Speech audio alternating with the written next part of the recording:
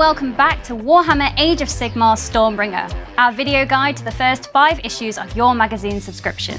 I'm Lizzie. And I'm Alex, and in this second episode, the struggle between the Stormcast Eternals and the Cruel Boys deepens as more Orruks enter the fray. We'll be taking a closer look at everything included in this issue, from information about the grand alliances of order and destruction to the mortal realms they're fighting over. Well, I'll be assembling this week's models, a mob of 10 Cruel Boy Gutrippaz armed with wicked spears and scare shields. Then we'll play a game with last week's Knight Arcanum and our new Gutrippaz to learn how some models fight alone and others in units. Let's get started. We learned last time that the mortal realms are a group of 8 magical realms, embroiled in a never-ending war for control between the 4 grand alliances of order, chaos, death and destruction. In issue 2 we learn more about the different realms, their elemental natures and how mortals can travel between them. We also get our first glimpse of the hellish realm of chaos, an immaterial 9th realm where gods and demons form from the raw energy of emotions, pilot schemes of conquest and torment. Let's meet some of the factions fighting for the grand alliances of order and destruction.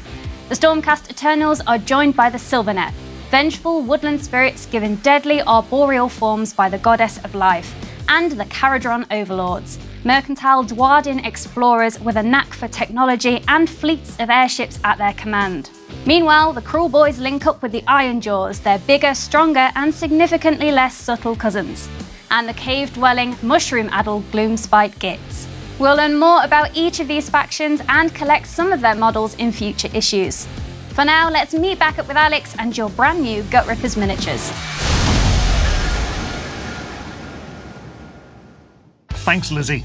Gutrippaz are the Cruel Boys foot soldiers, fighting with jagged spears and terrifying scare shields. They're tough and soak up more damage than their patchwork armour would suggest. Many a general has been overwhelmed by a tide of gangly Orruks who can take an arrow to the chest and keep on coming. To get your Gutrippaz ready for the battlefield, we must first remove their parts from the sprue, just like we did in the last episode. Grip your clippers firmly, place the tip flush against the component, and apply gentle, even pressure. Many of these parts will look similar, so don't clip them all out at once. There are 10 models to make this time, so remain patient and carefully assemble each model as directed. It's also a good time to check for gaps when they're complete, as a significant space between 2 parts may mean you've used the wrong ones. You'll save yourself a lot of time if you can catch mistakes early. Once the body is complete, attach your models to their bases by finding the large hexagonal hole and inserting the corresponding peg to your liking. While building, pay special attention to the Gutripper boss, whose extravagant helmet marks him out as the leader. This is an important role in future games of Warhammer Age of Sigmar, so make sure he's easily recognisable. With all 10 complete, take a look at the extensive unit profile in the issue, giving you more information on the Gutrippaz and allowing you to generate names for each model. We'll be painting your Gutrippaz along with the Killer Boss and your Stormcast Eternals in issue 4, when you get your first pots of paint and paintbrush. Until then, let's pit the newcomers against the powerful Knight Arcanum. Before we get stuck into our next battle, called the Hunt, let's talk about armour.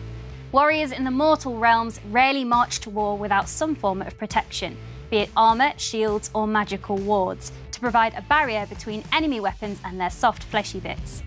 Do you remember rolling to hit and rolling to wound from your last game? Immediately after a model is wounded, it can roll to see whether the damage has been deflected at the last minute by their armour save. The lighter your armour, the higher the result needed on a d6. This may be the difference between life and death for my Knight Arcanum in the next bout. Although the Cruel Boys have numbers on their side, her heavy armour may keep her safe long enough to cut the Orruks down. To begin, place your battle mat on a flat surface and keep your dice close. Place 3 of the 10 Gutrippaz as shown on one side of the field, and the Knight Arcanum in the opposite circle on the other side.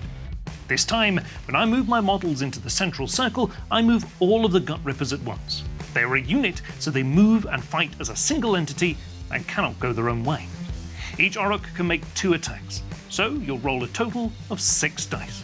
They aren't quite as skilled as their killer boss and only hit on a roll of 4 or more, but with enough swings, a few are sure to get through. See? 3 hits. Next, we roll to wound as normal. again needing a 4 or more to succeed. But this time, instead of applying a wound counter for each success, I pass the dice to my opponent. Lizzie must then roll 4 or more for each wound to prevent the damage. And there it is. The Knight Arcanum has deflected one of the wounds with a roll of 6. Ha! Your spears will never breach my golden armour. The turn passes to me, and although I have multiple targets to attack, I must direct my 3 swings to the Gutrippaz unit as a whole. Roll to hit and wound as normal, but the Orruks will only make a successful armour save on rolls of 5 or 6, as their armour isn't as sturdy. I've managed to get 2 wounds through their defences, and as each Gutripper is significantly weaker than my mighty warrior mage. This is enough to knock one of them out entirely. Take that. No! Oh well. I have 2 more where that came from, and we've looped back around to the start of my turn. Crucially, slain models no longer contribute their attacks to the unit, so my unit of Gutrippaz will only get to swing 4 times from now on. Will this be enough to break through the Knight Arcanum's defences and send them flying back to the Realm of Heavens? You'll need to play the mission for yourself and find out.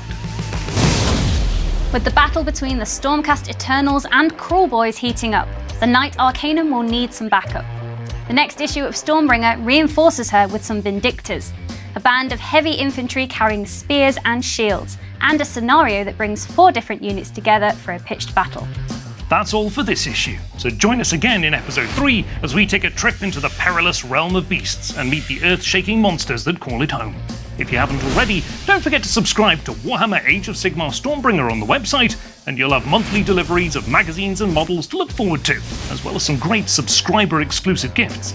Check it out now, and we'll see you next episode.